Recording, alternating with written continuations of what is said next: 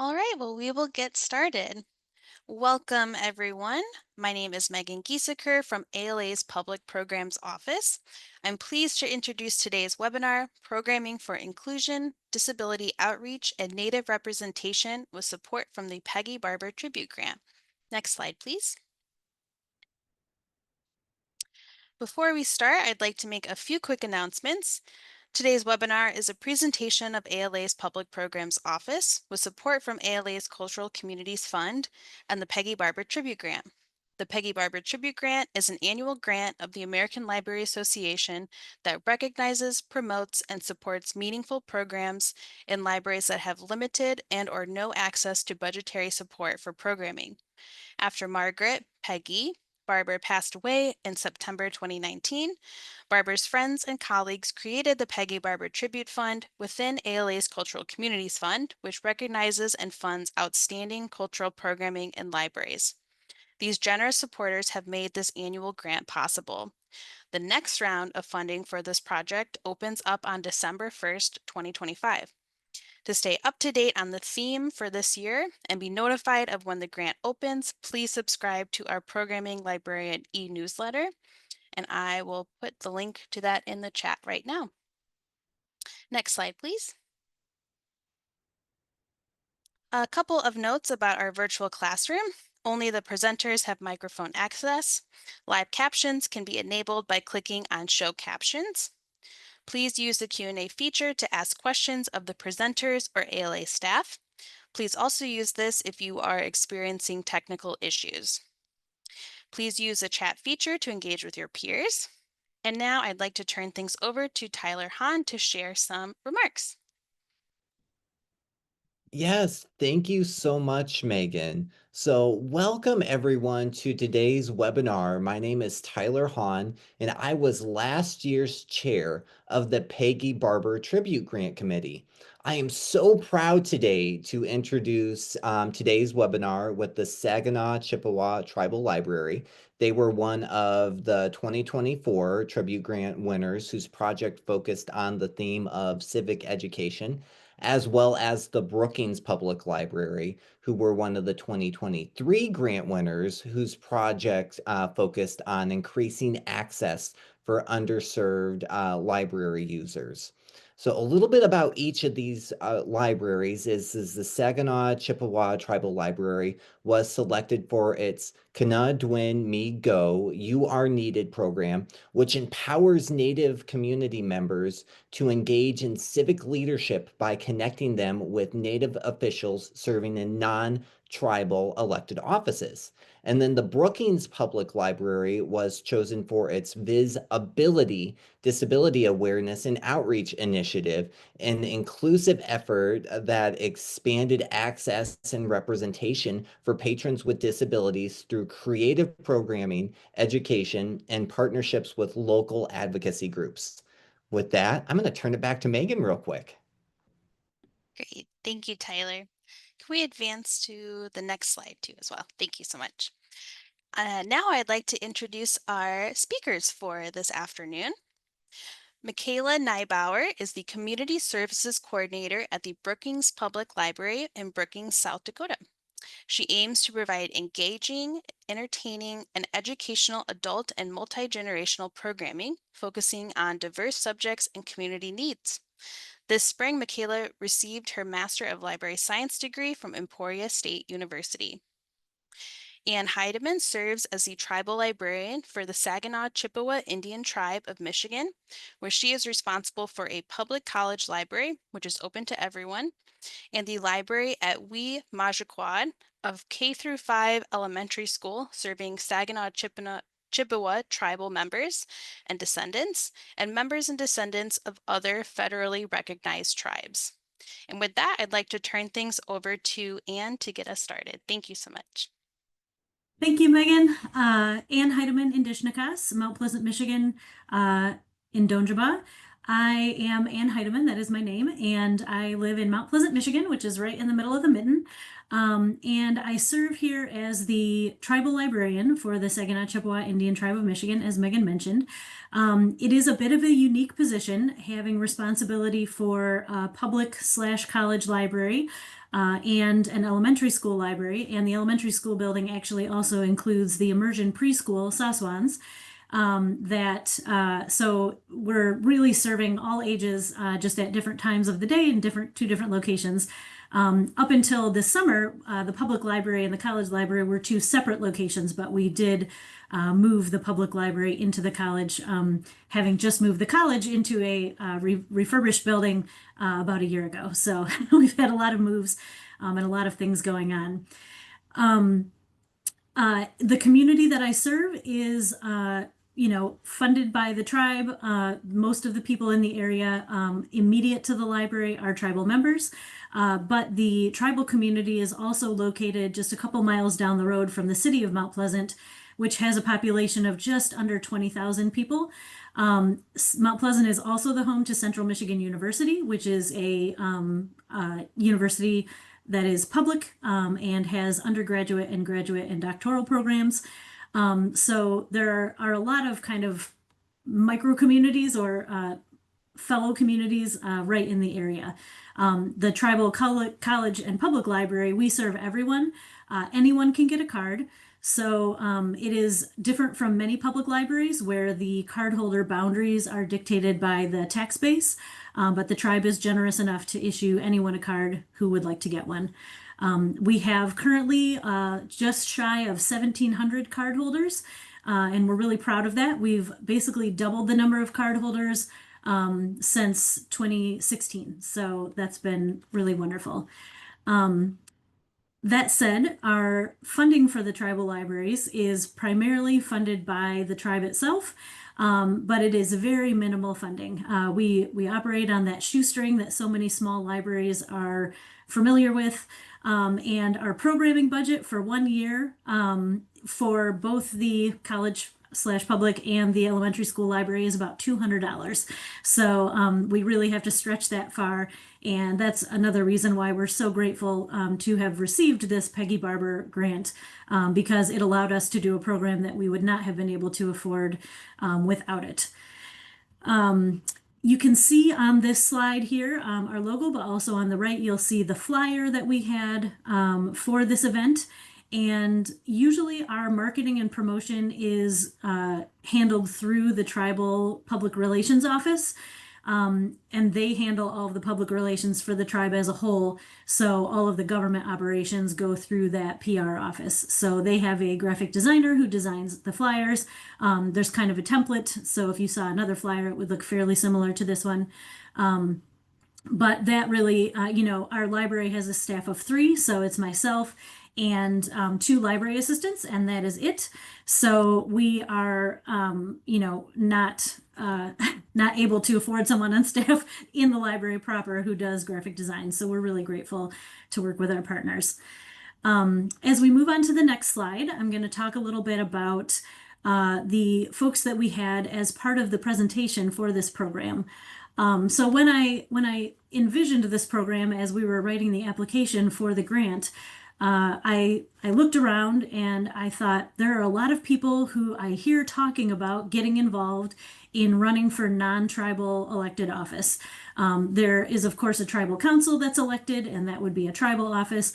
But these were folks who were interested in getting more involved and having representation in offices outside of the tribe.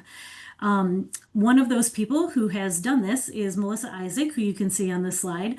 She is my former boss, used to be the director of education for the tribe, but has moved on to a state level position. But she is also the secretary and a member of the school board for the Mount Pleasant, Michigan Public Schools. She is a real leader in the tribal community, but also beyond that. And she was originally asked to be appointed to the board to fill out a term for someone who had left their elected position early. And then when it came time for that appointed term to conclude, she decided that she wanted to run for office and continue being on the school board. when she did that, she learned about all the rules that are involved with such a thing. In our area, in order to be on the ballot for the school board, you have to collect signatures on a petition, and you have to have a certain number of those and turn them in on time in order to be added to that ballot. And as she was going around to her, friends and family and neighbors on the reservation, she would present them with this petition and say, could you please help me? I'd love it if you'd sign my petition. And she heard from people, they said, well, I don't think I can sign your petition because I've never been able to vote in the school board election for Mount Pleasant Public Schools. And she thought, well, gosh, that can't be right. Our students here, they go to the public schools and we're part of the school district. So why would they not be able to vote in the school board election? Why would that have not been on their ballots? And long story short, come to find out, they should have been, all the people who live on the reservation should have been having the Mount Pleasant Public Schools board election on their ballot every year for the past many, many, many years, decades, and never did. So it was only because she inquired about this, ran into this situation and inquired about this, that now all of those people are able to vote in the Mount Pleasant Public Schools board elections. And that's huge, for this group of people, this group of Native people who have already been disenfranchised by society in many ways, to have been further disenfranchised by not having their full voting rights. That's a big deal. So that was quite eye-opening for Melissa, and one of the things that she shared during her presentation. As we move on to the next slide, I'm going to talk a little bit about an organization called Advanced Native Political Leadership. And one of our speakers for the program was Micah Standing Soldier, who's Oglala Lakota, and was the contact that I was put in touch with at Advanced Native Political Leadership when I inquired about who else we might have speak on our panel for this program. I was aware of just a few few Native folks who had been elected to public office in Michigan or non-tribal office, but I wanted to make sure that we were really exploring all of our options and looking out for as many relevant speakers as we could reach out to. So when I talked to Micah, she really told me some astonishing facts about Native representation in non-tribal elected office. Like currently in Michigan, there are literally 6 people who are Native who are in non-tribal elected office. And if it were to be have parity with the population of Native folks in Michigan, that would be nearly 500. So there's really a long way to go with representation of Native folks in non-tribal elected office, not just in Michigan, but in probably every state in this country. So Micah talked to me about the programs that they have at Advanced Native Political Leadership, which include workshops and support for those who are interested in learning about possibly running, but then also support and training for people who are actively running. And the range of programs and services that they offer is pretty wide, and it's I feel really lucky that we were able to learn more and have Micah be part of our program.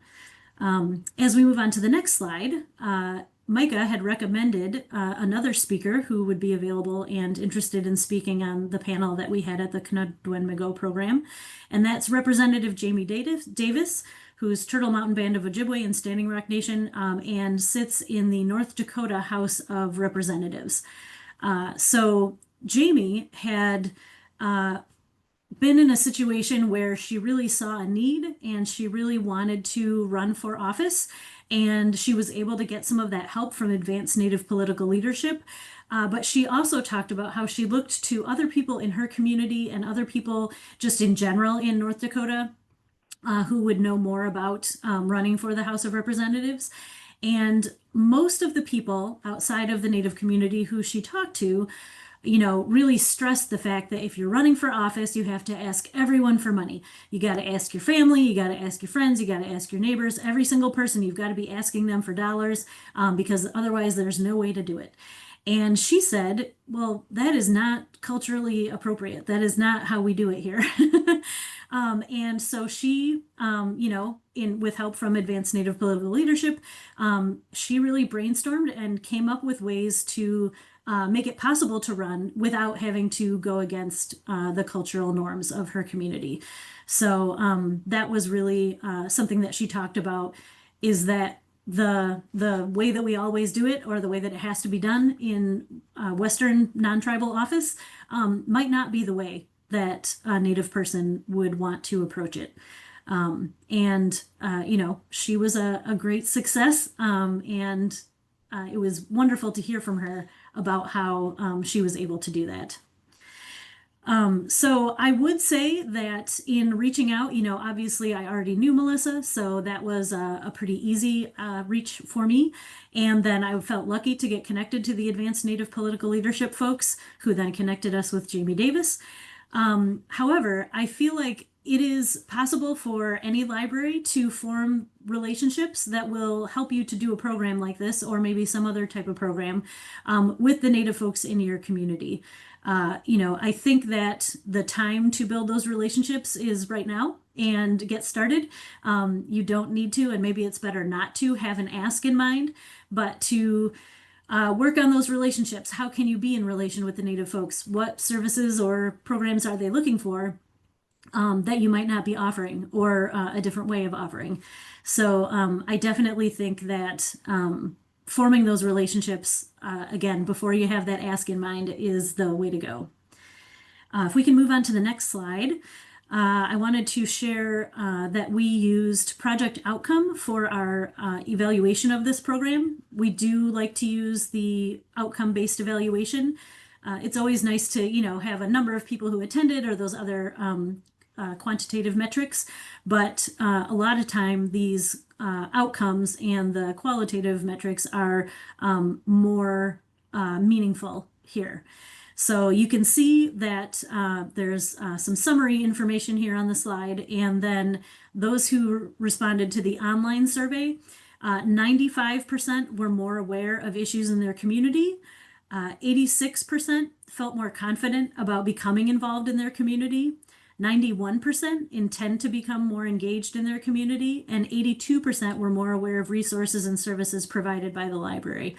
I feel like that 82% is probably a little lower because we didn't focus on that as much. We focused more on what the presenters had to say than what we had to say as the library.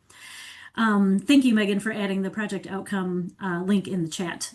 It's a free tool, and it has these beautifully made reports, and they have the surveys already written in a number of different categories. You can always add your own questions if you want to, but we have really found that in this case, the civic and community engagement survey really served all of our needs and had the questions that we wanted it to have.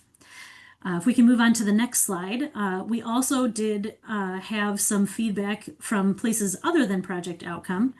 And the first of those is from our student learning management system that is online. We use a product called Schoology, but there are many of them that institutions of higher education or even K-12 use.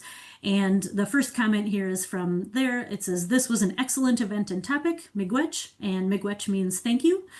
It is always nice when the students at the college come into a program that is, for everyone, but mostly aimed at the public. And so this was really nice to see.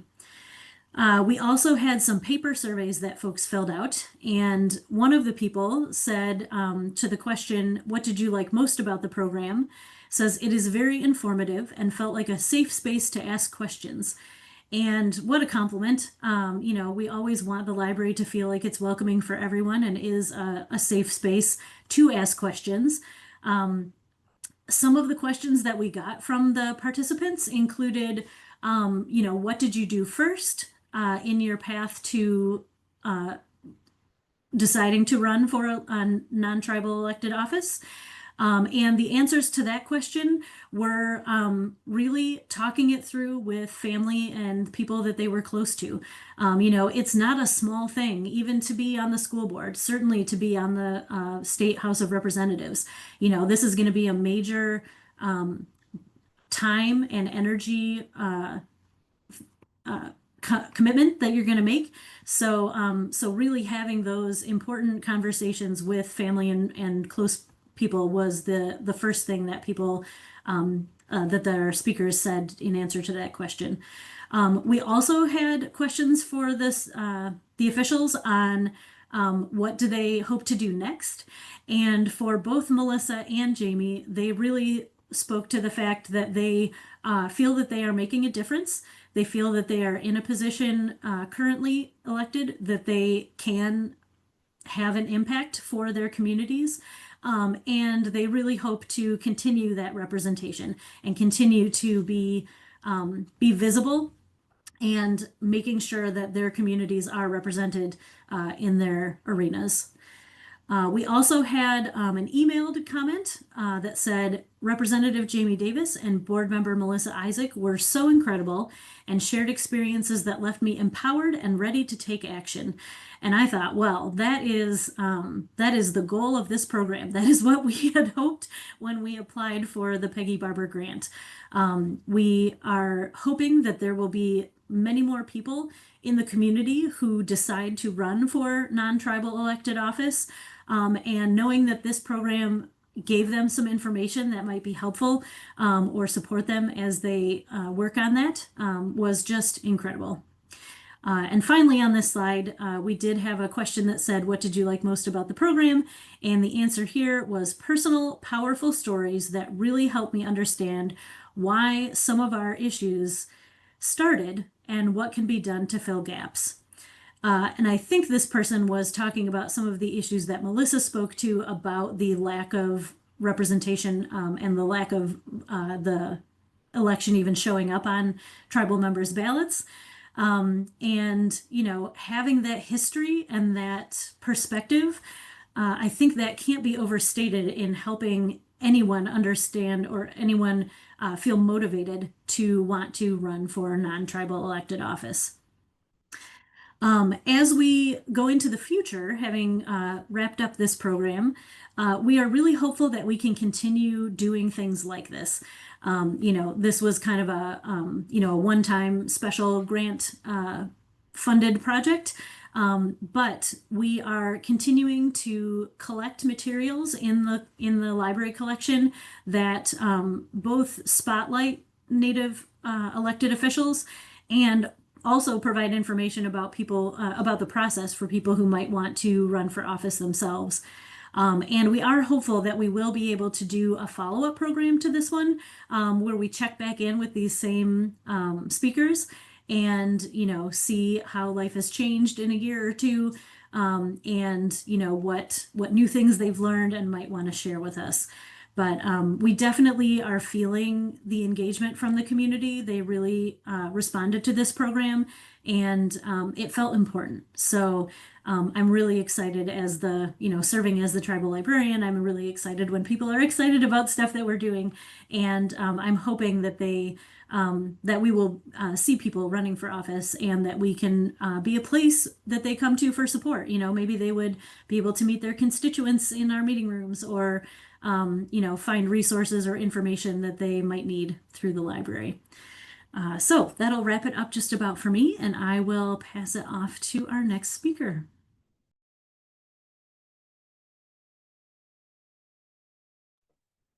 Hello, everyone. Can you hear me? I think you can. Okay.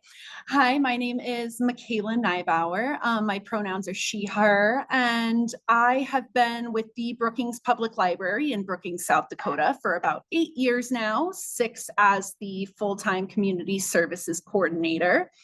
And the Brookings Public Library, if we could go to the next slide,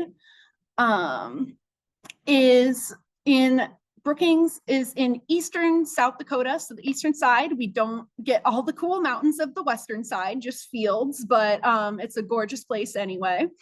And we are a university town. We're home to South Dakota State University. And as of 2024, we have 24,555 residents. And I do not have the card holder numbers. I wish I had the card holder numbers. That would be great stats for me. But Our library does have now a stable adult programming budget of $3,000 a year, which was not the case a couple years ago. We had to go to the city and advocate for our programming to not just be based on our fines that we collected the year before and be a variable. So we now have some great stable funding, thank God, and it is supplemented by our Friends of the Library group and grants like these, or this one. So if we could go to the next slide. With the Peggy Barber grant funds, the library started the Visibility, Disability Awareness and Outreach Initiative. This initiative started by focusing on offering accessible activities to engage Brookings residents with disabilities with the library in an intentional way. In the second phase of the initiative, we provided educational opportunities on disability issues to prompt community awareness of the varied experiences of those with disabilities and to build empathy and respect towards their disabled neighbors. In the grant period, we hosted 22 accessible activities, 7 educational activities, and then we also had a couple more that we added on, weren't initially part of the grant project, but through the connections we made to local organizations during the duration of the initiative, we also ended up hosting 17 read aloud book clubs and offered an 8-week total immersion American Sign Language class. Next slide. So when I was planning this grant application, before I even put a word down, I realized that I really didn't want to plan something that didn't cater to our local needs. And so I did a little bit of research. I started the program planning process by reaching out to our local Human Rights Commission, who had done a listening session with community members with disabilities. And I am so lucky to have access to that, those notes, as it helps spark some of the goals and programs for this initiative. And in this listening session, the participants shared stories of ill treatment within the community and requested community education. The quote that really stuck out to me was, "People need to listen to the disabled who are willing to articulate their experiences." And that's kind of something that I kept in the back of my mind as I was planning. I also consulted staff members at a local organization called Advance, which supports over 115 people with developmental and intellectual disabilities through day services, career services, and residential services. And by partnering with this organization, not only did I get a little bit of feedback and knowledge on what their clients might enjoy or need, I also got built-in attendees as they promised that they would bring some of their clients to these events. I initially asked them what they wanted to see for services and programs for those with disabilities and what gaps they perceived in disability services in town. What I learned was advanced clients love to get out of the day services building. Any reason to leave is an occasion, and the library is a great place for them to come and hang out. They had come here a couple times before individually, but it was never a group thing with the day services program. And they also let me know that due to budget and staffing restraints, they're always looking for more activities to keep their clients engaged beyond what they can offer. And finally, I joined the Brookings Disability Awareness Committee as a liaison so that I could have some more feedback on my disability programming ideas. And so I could also build a network of those who work in the community, either with people with disabilities or are disabled themselves, and also just learn about disability issues in the community firsthand. Next slide, please. Thank you. So we started the initiative really close to when we got the grant, about May. And we started with phase 1, which was our outreach and engagement section. And we started accessible activities. We did one a month, hour-long, disability and neurodivergent friendly activities that we tried to make as accessible, adaptable, and welcoming as possible. We alternated between craft, board game, and yard game events. Of course, the yard games were only in the summer. It gets a little too cold here in South Dakota for year-round yard games. And we also hosted sporadic accessible yoga classes throughout the grant period. These events were fairly simple and very fun to run, also very rewarding to run, though it took a bit of trial and error to get it just right. So I'm going to share a couple tips if you want to pull this off yourself. For our game days, we basically gathered up a bunch of board games and gave them options and just allowed folks to come in and play whatever they wanted. So I tried to keep those games on the easy side so that you can learn them and play them within the time limit. So things like Uno, Slapjack, Candyland were very popular with some. And then party games and family games like Apples to Apples were also very popular. For our craft events, I would recommend projects that are very free form. There's no one way to do it. And something that takes a short time to complete, as some people were really into it at the start and then 10 minutes later kind of lost interest and went on to snack time. So it was trying to find something that they could have a product, a final product at the end that they could take home, or to do something that they didn't get to do elsewhere. And by structuring the crafts this way, it actually allowed for more socialization between the attendees, which I hadn't initially planned as a goal for the crafts, but I was delighted to see it unfold. As you can see in that second picture there, the two gals in the back are giving each other a hug because they were friends who hadn't seen each other in a while, because one of them had graduated out of the day school in with the school district, and the other gal was still there, and so they hadn't seen each other, and it was just a great way to connect people while getting creative. And the most popular crafts were our DIY birdhouses there. We also did air dry clay sculptures, collage making, printmaking, stuff like that. As for our yoga classes, I wanted to provide a judgment-free space that allowed for adaptability and a chance to engage in movement and meditation.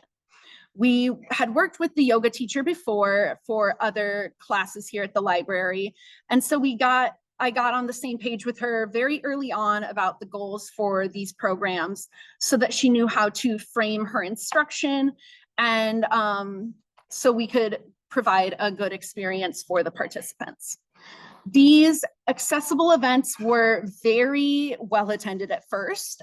We had so many people at the birdhouses event that I had to actually turn a few people away because I ran out of supplies, which is a great problem to have. But over the 2 years, we offered them monthly, and by the end of the 2 years, 2-year grant period, we had lost quite a few of the initial attendees. They just kind of fell off, and I tried to add a second session in the evening to see if we could get a different crowd, but that's something we're kind of working through now without the grant, or without being in the grant period. We're trying to figure out how do we retain those attendees and make it more of a big deal, I guess. But I have to say that those who did come were very excited to be there and very engaged. And I'm of the mindset where you give one person a good experience at the library, you're making a difference and you're solidifying in their mind that the library is a place for them. As I mentioned before, we also did a read aloud book club. And this was a partnership with Advance. They would bring their clients in bi-weekly with the goal of just giving their clients a place to go outside of the facility and to be exposed to new and fun literature. I will say it took a little initial planning through researching and finding appropriate stories to read. We only did it for 45 minutes, so I wanted something that was not too long, but also not too short, not too dry, not too lofty, not infantilizing. So I had to really narrow down the selection, skim them, gauge what would fit for our group. And that took me about an hour or two every month. This program had great attendance because it was so regularly scheduled. It was every other Tuesday, and it was only offered to the advanced day services folks. And I loved seeing the regulars who were just jazzed to come back every other week.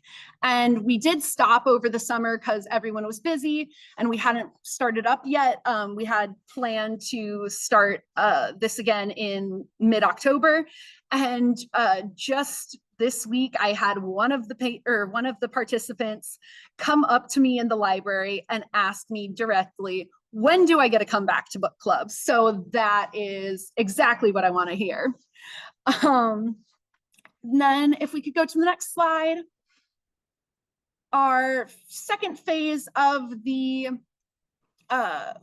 grant was started nearly a year after we launched the Accessible Event Series. I really tried to find a variety of educational opportunities that either directly featured disabled voices or work to share information that would prompt greater understanding and better treatment of those with disabilities. And I tried to stay as local as possible. Our most well-attended educational event was the kickoff panel discussion that featured community members with disabilities. I used my connections to community organizations to ask for volunteers or recommendations for panelists. We had 3 of our panelists from the Disability Awareness Committee. One of our panelists came from the Traumatic Brain Injury Support Group in town.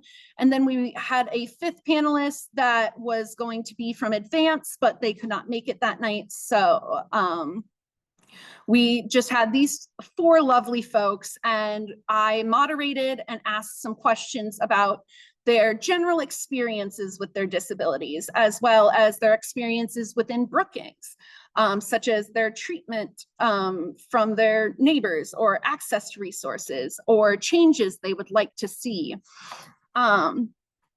And so that was and then I turned it over to the audience for questions, and that just ended up being a really great discussion and very impactful to start this education portion.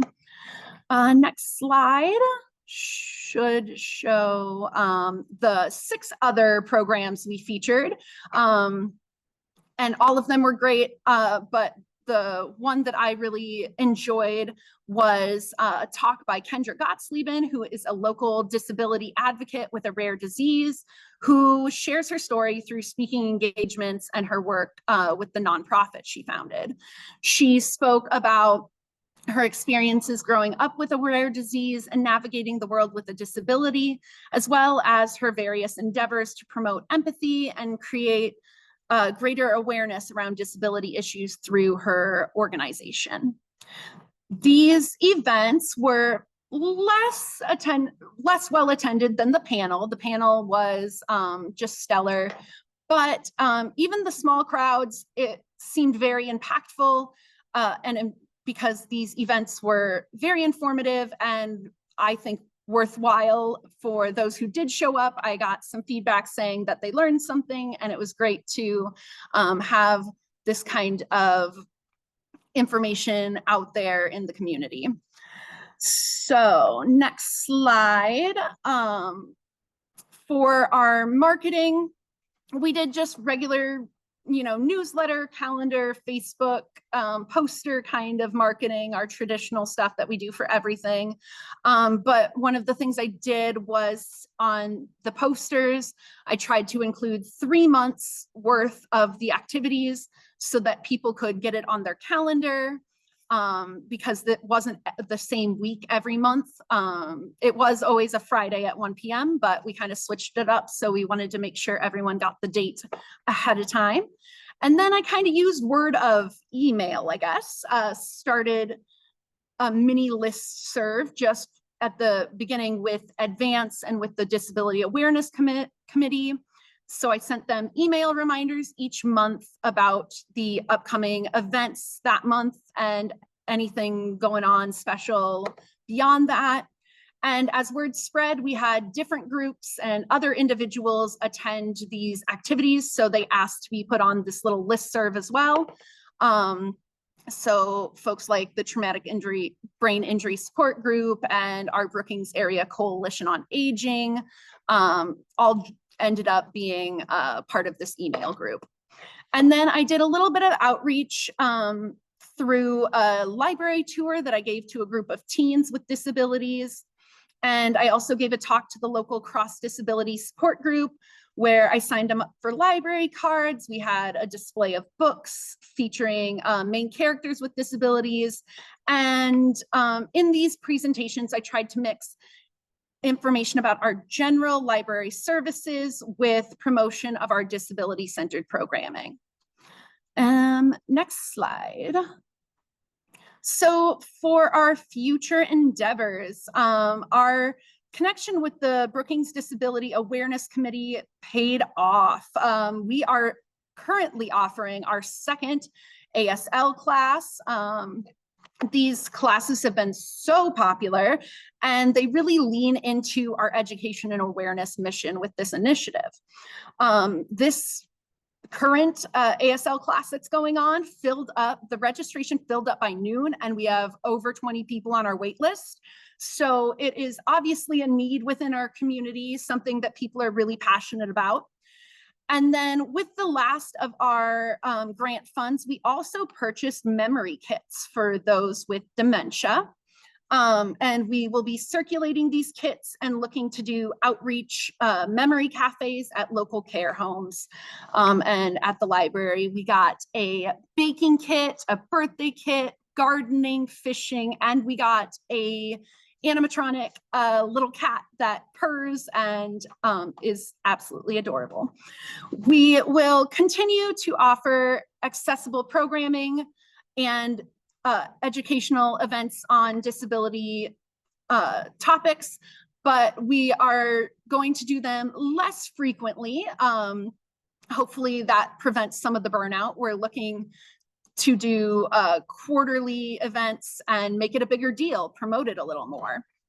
If we can go to the next slide. I just want to share, before I go, a couple helpful tips if you're going to try to offer some disability-centered programming at your own libraries. The first is purely practical. The accessible events were sometimes very hands-on, very chaotic. So I was appreciative of any of the aides or guardians who were there to help out while I was running around everywhere. The more hands, the better. So I always had an open invite to family, friends, aides to attend with the participants, partially to help me out. I should have probably had a second staff member, but partially so they can be engaged with their family member or friend. I was also lucky to have so many resources and community groups to work with.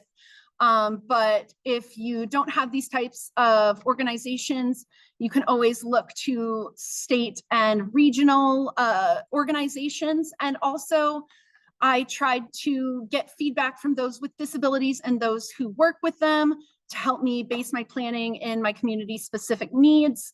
But if you don't have these connections, you can start your own listening sessions or even just have a one-on-one brainstorming session with a community member with community members with disabilities. You could also tap into local organizations as well. And then I will leave you with the fact that you need to be flexible. Disability is not a monolith and everyone will have different needs and approaches to the activity. So when you have these activities, you have to be ready to accommodate as best as you can. Sometimes the vision in your head is nothing like the outcome, and you might have to pivot or be open to new interpretations of your activity. So with that, I will, I guess, let us do some question answer time. Thank you so much. Great. Thank you both so much. That was so interesting, so full of really good, helpful information. You've gotten lots of praise in the chat, and I see lots of clapping and heart emojis coming up too. So I'm not alone in the appreciation and praise coming your way. We have actually a lot of questions coming in too as well, which is really exciting. So I will dive right into those.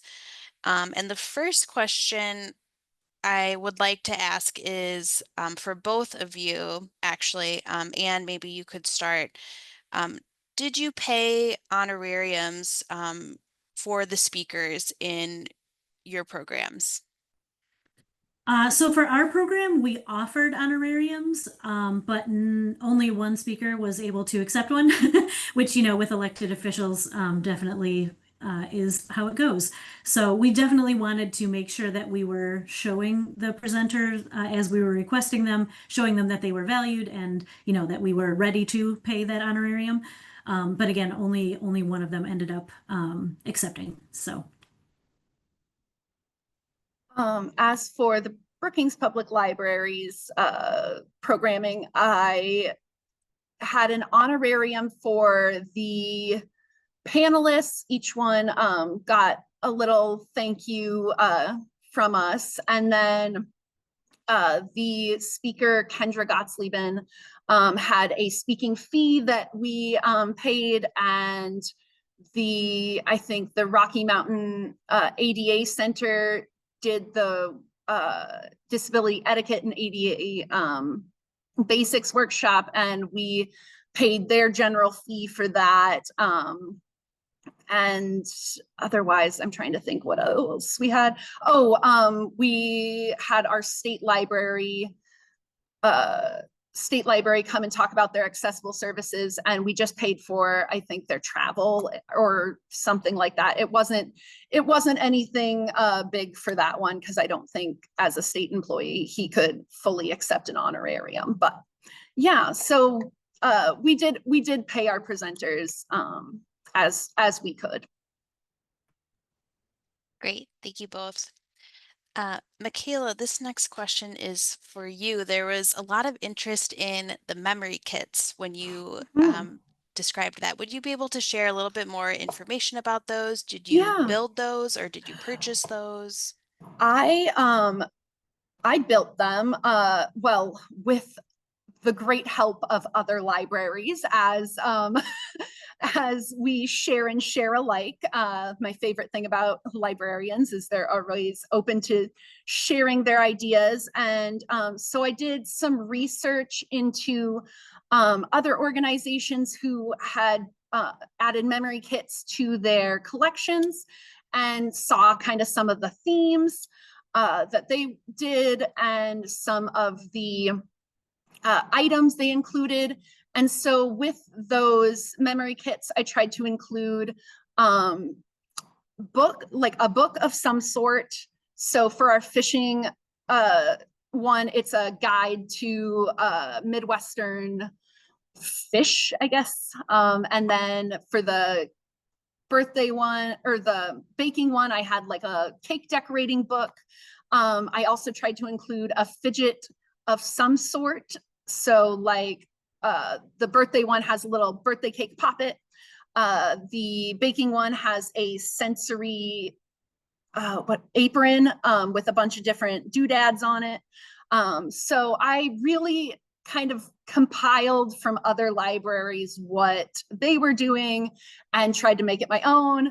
And yeah, those are really cool, and we're going to get them into circulation here soon. It just has been chaotic little summers. So yeah, but those I hope go over really well. So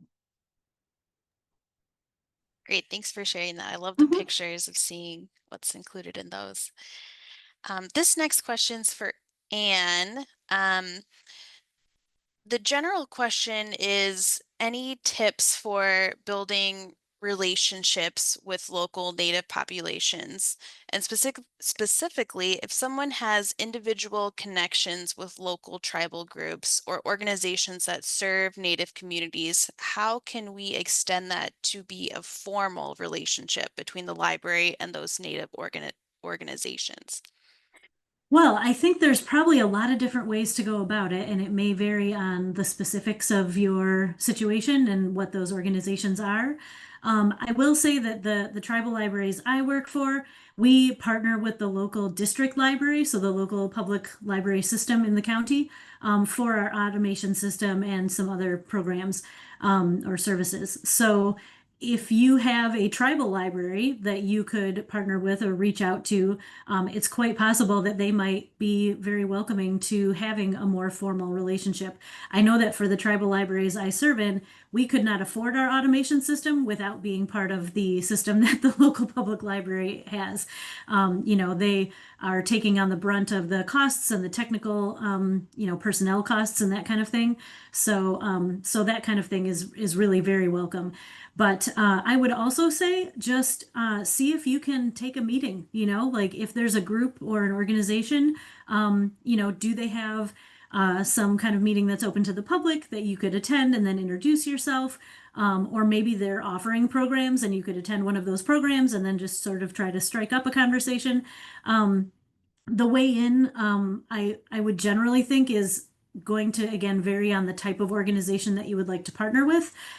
If you are thinking about contacting a tribe or a nation, usually the public relations office would be the place to go to start off with. You wouldn't want to just contact members of council or whatever, directly, because there are protocols and channels, and the PR department will steer you correctly to wherever it is that you need to go.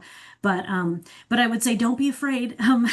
People, Native folks are just like any other folks, and they're happy to partner and collaborate. So I would say go for it. Great advice. Thanks so much. And this next question, I guess is for Michaela, but also Anne, if you have any thoughts, please feel free to share as well. And I was just thinking about this too, so I'm happy to start off if you'd like. Um, do you have any advice on how you would word a similar program to the ones that you did, Michaela, if you're in a state where you aren't allowed to use language like neurodivergence or disability? Yeah, that is tough. Because obviously it is disability centered programming. But I tried to use adaptable and accessible a lot. Because adaptable yoga program could be for someone with a disability. It could be for someone who just had surgery and needs to move a little slower. It could be for some elderly patrons who are not, again, moving in a way that traditional yoga classes that you're going to at a studio are going to be. So we tried to make that not vague, but like open so that it could apply to really anyone who needed adaptations for yoga. Avoiding using disability in general might be hard,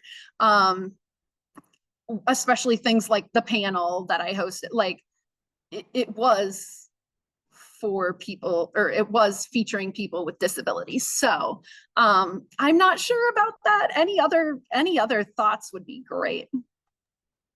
I'll just say I'm a big fan of universal design, and that meaning, and yes, meaning that you design something so that it works for everyone. And then you don't necessarily even need to label it as accessible or whatever. It's especially useful to folks with disabilities or people with whatever particular specific needs the thing would address, but it is good for everyone. Yeah, thank you both. Yes, exactly as you said, Anne, accessibility really helps everyone be included. And I would also just add on to that, I think lean on your community partners as well, just to help spread the word and also get their insight and input on perhaps best practices as well, if they are the ones who are working with that community of people who are also doing, on the ground work with you. I think that they would probably have a lot of good thoughts to share as well. So that would be my other piece of advice there. But thank you both. Let's see what else. A few questions for Michaela, just about some more specifics about your programs. Can you share some of the titles that you used in the read alouds? Sure thing. I really kind of tried to pull from a bunch of different sources. At first, I really started going into like it thinking I have to have a whole story, like a whole book done in the time. So I was thinking things like choose your own adventure books. We started with those. Where, you know, I could have some engagement with them, ask them, you know, where do we want to go? What else could happen here? So we started with those, and we also did some Encyclopedia Brown that they really loved, being able to try to solve the mystery before the end. But then, you know, we kind of burned through some of those, and I started looking to short story anthologies and essay anthologies. I did, oh, and also the Moth Radio Hour has book like compilations of their stories. So I pulled from those as well. Those are good, like 5 minute. I read just like a couple of them per time or per meeting, and those were really good. I'm trying to think of, we did some like folk tales and mythology that were like abridged versions or kind of like easier accessible versions. Now I'm trying to think. I don't know, but those are some of the titles we used. I didn't necessarily have I just kind of picked around and tried to find some fun things that kept their attention but stayed within our parameters. That's great. I love the Moth Radio Hour. I had no idea those were books, actually. That's very They're good to know. so cool, actually. Yeah, they're really good. Awesome. And two more, I think, quick follow-up questions. What ages were the ASL classes geared for? And then would you also mind sharing what kind of food you served in for the snacks? Sure. So the ASL classes were adult classes, and it was total immersions. Our teacher is deaf and got trained locally to host these classes. And so that was really cool. But yes, I definitely tried to keep it adult.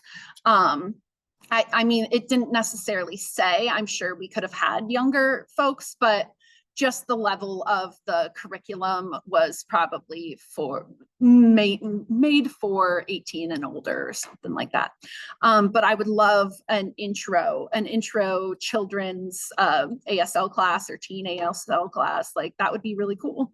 That might be something I ask for next. See if we can partner on that. And then, sorry, what was the other question? What snacks? Okay, so that I actually, that was brought up in the initial conversations with the advance employees. They had told me, okay, first and foremost, we have a lot of people with allergies. So please have a variety of snacks, not just like cookies or something. So I tried to do, I had like just goldfish crackers and like graham cracker kind of deals. I did like the prepackaged snacks. And then I also did freeze-dried fruit. We had trail mix. Oh my God. Oh, and then like just a variety of like chips. So I tried to kind of change stuff out. And if someone couldn't have, say, the graham crackers, they could probably have the fruit. So, and I asked them if they had any requests. And then for drinks, they requested like nothing with caffeine and like zero sugar or low sugar. And so I did like sparkling waters. I did I did do lemonade. The favorite was Orange Crush. Everyone wanted Orange Crush. So, which is not low sugar, but it was caffeine free and that worked for some of them. So yeah, just tried to get a variety so everyone could have something. So. Perfect. Great. Thank you. All right. Well, believe it or not, we're out of time. So I'm going to wrap us up really quick. If we could go to the next slide. I want to first say a huge thank you to our speakers for this presentation and to my colleague behind the scenes, Em Gallagher, for their support on this webinar. The archived version of the session will be available to view online within a week. I would also ask, please consider registering for another free upcoming webinar on October 22nd with tips on how to help your patrons avoid financial fraud and scams. I just put the link in the chat for that. And please also take a minute to fill out the brief survey that will pop up once you exit the webinar. But thank you so much to everyone for joining us. Thank you, Anne, Michaela, and Tyler, and Em. Appreciate you all, and have a really great rest of your day. Thank you.